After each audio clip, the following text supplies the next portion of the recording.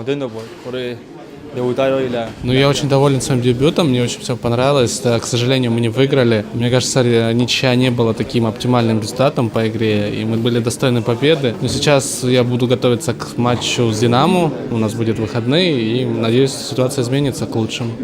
que juegue por izquierda, trate de... Я должен был играть на позиции левого полузащитника и все время играть на быстрой скорости и подключаться в атаку, но после была изменена позиция, и меня направили на правую сторону. Con muchas ganas y que juegue con mucha velocidad. No, creo que son muy parecidos, son zagueros fuertes.